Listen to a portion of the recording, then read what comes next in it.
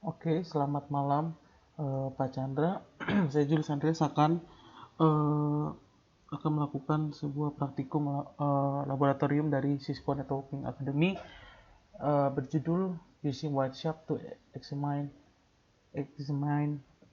TCP and UDP captures. Nah, itu dibagi menjadi dua part. Yang part pertama topologi FTP itu seperti ini, yang part kedua mininet topologi seperti ini.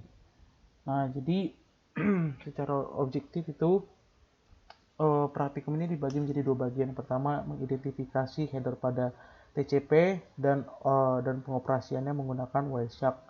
Yang kedua, mengidentifikasi header UDP dan operasinya menggunakan Wireshark. Nah, yang pertama tadi itu dengan FTP session, yang kedua dengan TFTP session. Require resources itu yang pertama ada cyber optic station sudah ada, dan internet access juga sudah ada. Nah, part 1 kan tadi dijelaskan identifikasi header header TCP dan pengoperasiannya menggunakan Wireshark FTP session. Yang pertama, kita start dulu Wireshark capture. Kita login dulu cyber ops passwordnya. Login. Setelah itu kita kesini terminal, kita pakai Wireshark. Oke, setelah itu kita pencet ini env0s3. Setelah itu di sini buka terminal baru. Kita buka terminal baru. Di sini kita bikin ftp cdc.gov. Nah, sudah terkonek, namanya anonymous. Nah, ini diboleh nih access allow. Kita enter passwordnya cyberops. Oke. Bentar. Di sini step kedua download the readme file. Pertama kita pakai command ls dulu untuk tahu listnya. Tapi di sini diberi keterangan 421 service not available, remote server has close connection. Tidak seperti yang ada di sini. Cuma di sini ada catatan nih, kamu mungkin menerima pesan sebagai berikut. Nah, pesannya kan sama nih. Nah, ini ternyata kalau jika terjadi RTP servernya itu lagi down atau lagi nggak nyala lah gitu. Tapi kita masih bisa tetap melanjutkan sisa dari praktikum ini. Dan juga bisa balik ke sini lagi jika FTP-nya udah balik lah servernya. Itu kita coba get readme. Ini walaupun saya kan tidak akan bisa karena tidak terkoneksi dengan FTP-nya. Setelah itu dibilang after the transfer is complete, enter quit to exit FTP. Berarti kita quit.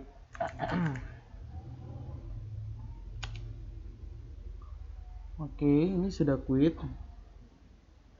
Nah, habis itu dia bilang stop Wireshark capture. Stop di sini. Setelah itu kita bikin ini filternya TCP and IP ADDR 198 246 17 106. Kita enter. Nah, di sini hasilnya nih. Di sini hasilnya. Ya, hasilnya pasti berbeda ya tiap orang. Yang penting di sini di TCP-nya itu ada three way handshake protokol. Nah, di sini three way. Daftarnya. Setelah itu kita akan menganalisis TCP-nya, ya kan? Protokol three way handshake TCP di sini. Dia bilang sini detail dari informasi TCP itu di middle section ini di sini lah pokoknya. Nah, terus habis itu di expand. Setelah itu, nah di sini TCP datagram itu ditampilkan seperti ini segmennya nih. Ini keterangan jelas. Nah, ini kan ada nih source port gitu. Nah, di sini ada penjelasannya sini. Source port number itu belongs to TCP session host that open connection.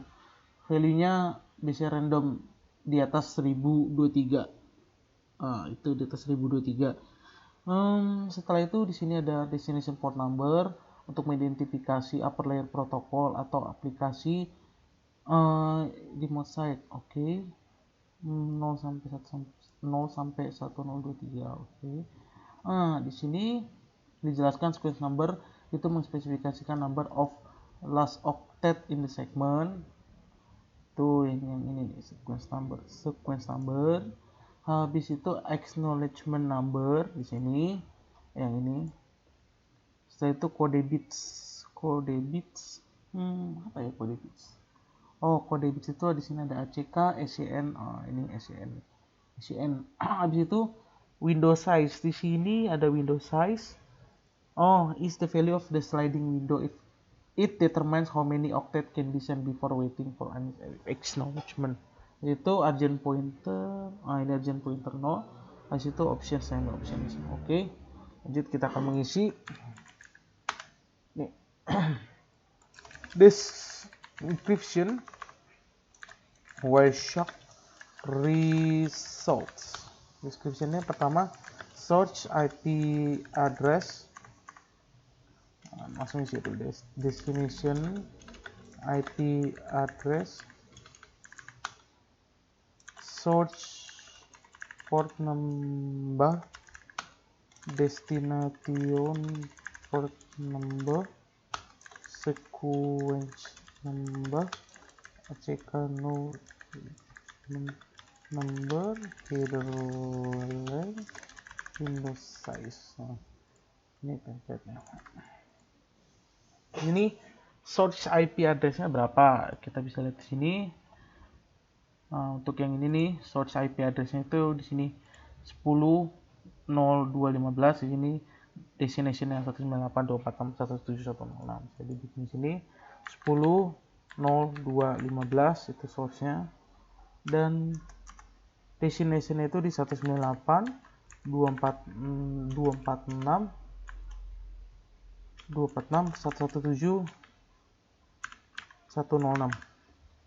Source port number. Nah ini kita di sini punya 49112. Habis itu destination port number itu di sini 21. Sequence numbernya itu di sini sequence number 0. Tapi dia keterangan relatif sequence number. Di situ acknowledgement numbernya di sini 0, jelas 0. Sini dia punya header length. Header length di sini 40 bytes. 40 bytes. Window size-nya terakhir di sini 64240. Oke. Untuk mengisi tabel ini. Nah, ini keterangannya. From the VM to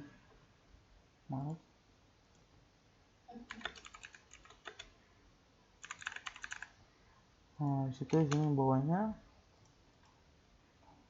di bawahnya in the second Wireshark filter capture. Nah ini yang kedua. Kita analisis lagi nih message-nya. Oke. Nah aku pasang sini SCN ACK message. Kita pasang di sini source IP address. Source IP address-nya di sini ada di 198.246. Bukan situ, di tempatnya di sini 198.246.117.106. Untuk destination itu ada di 10.0.2.15. Nah, source port number di sini jelas 21.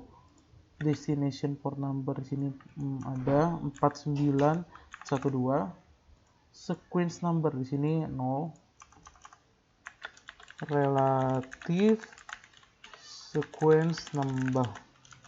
Acknowledgement number di sini udah di sini 1. Di sini 1 tetapi di ACK. header length-nya di sini header length-nya, nah ini 24 bytes. Di sini window size-nya dapat dilihat dengan jelas 65 65535. Oke, lanjut. Di sini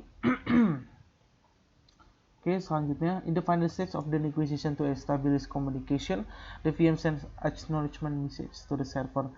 Oke, jadi selanjutnya yang ketiga ini kita melakukan seperti ini lagi.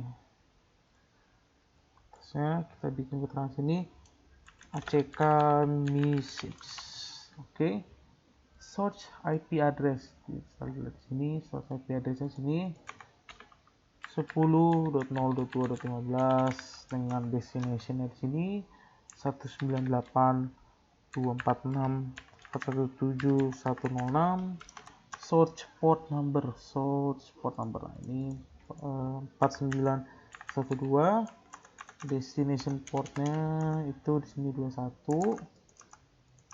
Sequence numbernya di sini 1 tapi dia relatif, 1 relatif sequence number. Itu acknowledgement numbernya di sini 1 tapi dia relatif. Header length di sini header length-nya dapat dilihat 20 bytes. Window size-nya di sini kita dapat lihat 64240. Oke. Apakah lengkap? Ya, sudah lengkap. Selanjutnya itu di sini ada pertanyaan, how many other TCP datagram contain SCN bit? Nah, udah jelas ya di sini yang konten hanya SCN bit itu di sini cuma hanya satu, yaitu yang pertama ini. Yang pertama, karena yang kedua itu kan SCN sama CK, yang ketiga CK. Di sini yang benar-benar SCN doang tuh cuma satu. Oke, lanjut. Mana kita? Nah, ini dia nih. Ini seperti sessionnya lah, FTP client dan FTP server seperti ini. Protokolnya.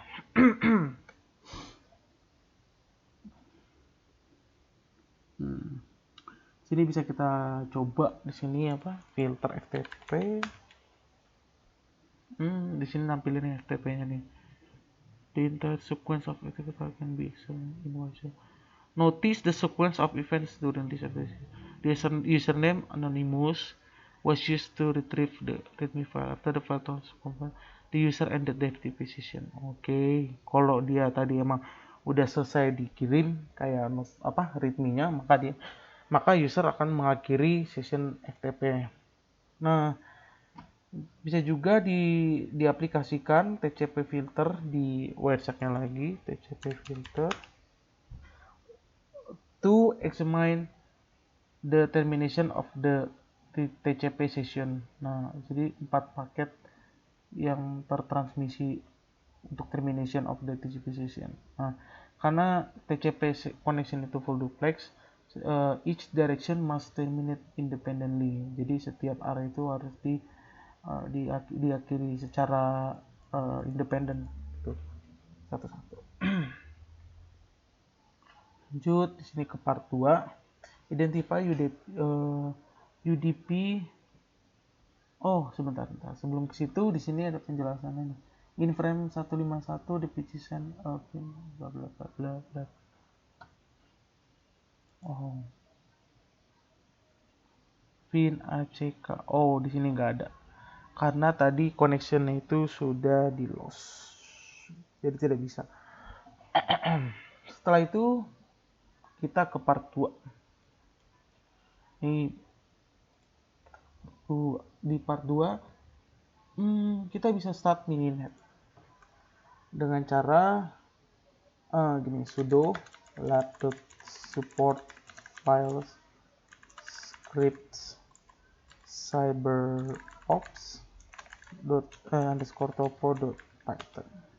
Harusnya itu cyberops. Udah nyala. Nah, kita di mininet ini sebentar. kita dengan extend H1 H2. Nah ini kan langsung menjalankan extend ini. Nah pada H1 itu kita bisa melakukan perintah seperti ini, analysis lab.support files scripts start underscore tftpd.sh. Nah, keren. Itu yang node keduanya dibilang nih echo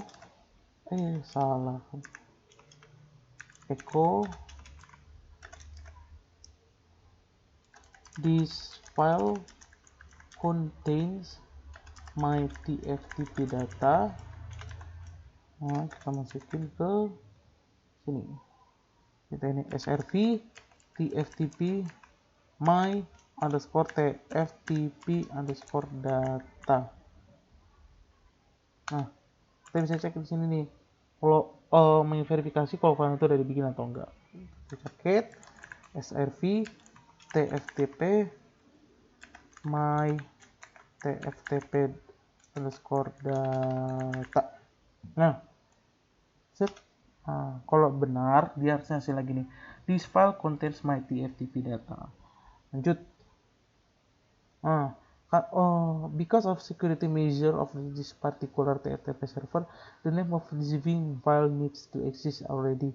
On H2, create a file name my FTP data. Kita bisa create dengan cara touch my tftp underscore data. Oke. Lanjut, kita capture TFTP session di Wireshark. Kita buka Wireshark di sini. Oh, start Wireshark in H1. Wireshark. Ya. Nah, di sini kita ke file. Kita suruh ke apa tadi bang? Ini dia edit, menu edit, kita ke preference. Nah di preference itu dibilang scroll down and select UDP. Kita expand protokolnya dulu, kita ke UDP ini. Nah tadi awalnya seperti gini, tapi karena saya sudah mencoba-coba awal, jadi saya udah kecentang, jadi bisa digini lagi, centang lagi, kita oke. Selanjutnya start Wireshark capture on interface H1. Kita start di sini kan. Setelah saat itu start TFTP session dari H2. Ini H2, kita start session ini. Kita pakai tftp 10.0.0.11 min dash c get my tftp underscore data.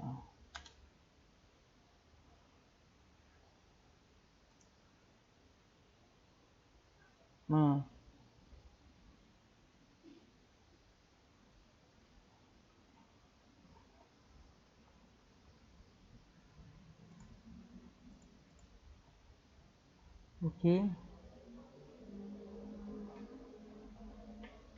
set the filter ftp tftp apply. Nah, di sini jadi ada tiga hasil ya kan.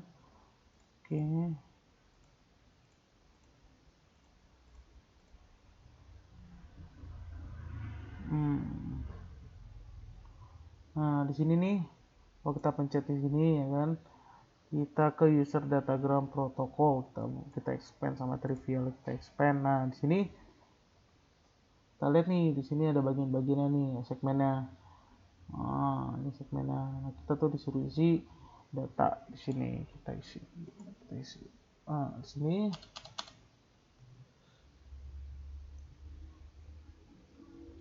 kita bikin sini yang ada keterangan langsung. Di sini description Wireshark results.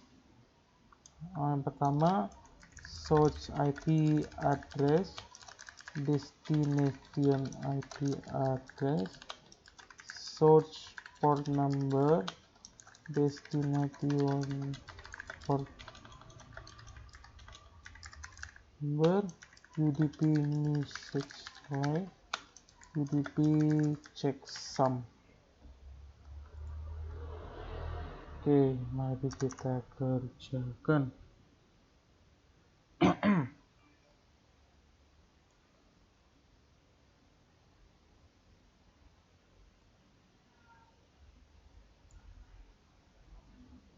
Source IP address bisa dilihat di sini 10.0.0.12. Destination bisa di sini 10.0.0.11. Yaitu source port number. Source port number kita bisa pakai di sini 32896. Sini destination port number itu ada di 69.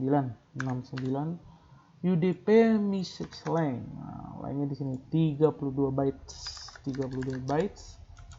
Checksum. Nah, checksum itu ada di sini, checksum 0x 5a 8d. Nah, sini keterangannya korek. Tuh. Situ sebentar.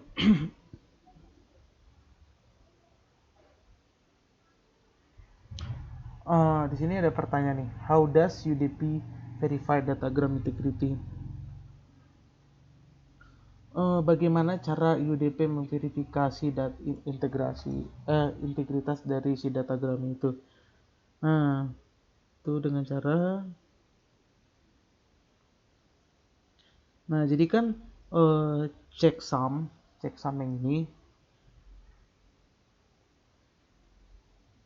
itu dikirim di datagram UDP, dan datagram nilai checksum itu dihitung berdasarkan berdasarkan ketentuannya tertentu gitulah. Nah, jika pas dihitung si checksum itu identik dengan checksum, jika checksum yang dihitung identik dengan checksum yang dikirim, maka UDP datagram itu bisa dibilang komplit gitu atau beres. Oke, lanjut ke yang bawahnya. Ini saya tahu jawabannya karena saya cari di internet. Selanjutnya di sini tabel yang keduanya kita bikin di sini.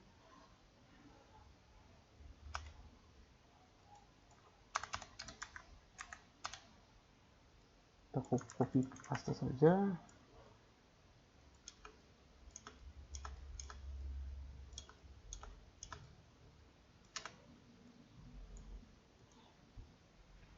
Nah, kita cari ya sini. Nah, kita dapat lihat di sini source-nya itu sini, di sini ada 10.0011. Di destination itu ada 10.0012. Source port number di sini kita lihat di 42660. Destination di sini di 32896. Nah, sini message lengthnya di sini ada 46 bytes. Checksumnya di sini di sini deh 0x1456, tapi dia keterangannya di sini incorrect, ya kan? Habis itu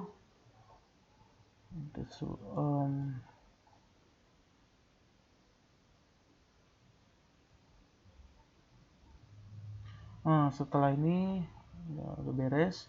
Itu sini ada perintah selanjutnya clean up. Oke, kita clean up. Caranya itu di terminalnya. Nah, di sini mininetnya pakai perintah quit. Sudah quit. Habis itu kita ketik sudo mn c untuk membersihkannya. Passwordnya CyberOx. Dari removing access. Habis itu di sini ada reflection question. Jadi pada lab ini provide the opportunity, diberikan kesempatan untuk menganalisis TCP dan UDP protocol operation from capture FTP dan TFTP session. Nah, jadi bagaimana cara TCP itu memanage komunikasi secara berbeda dengan UDP. Nah, pada dasarnya itu pengetahuan saya TCP itu untuk mengelola komunikasi itu berbeda dengan UDP karena bisa dilihat dari kehandalannya ya kan, atau juga bisa dilihat dari jaminan di itu, jaminan pengiriman datanya itu beda-beda lah gitu jaminannya. Nah, eh, jadi kedua protokol TCP dan UDP itu sendiri juga dalam mengangkut data atau memindahkan data itu dia menggunakan seperti apa, kontrolnya berbeda-beda, dan juga protokol lapisan aplikasinya berbeda-beda, dan itu perbedaannya pokoknya seperti itu kurang lebih. Eh, dan sekian presentasi eksperimen saya tentang using Wireshark to examine TCP and UDP capture. Terima kasih.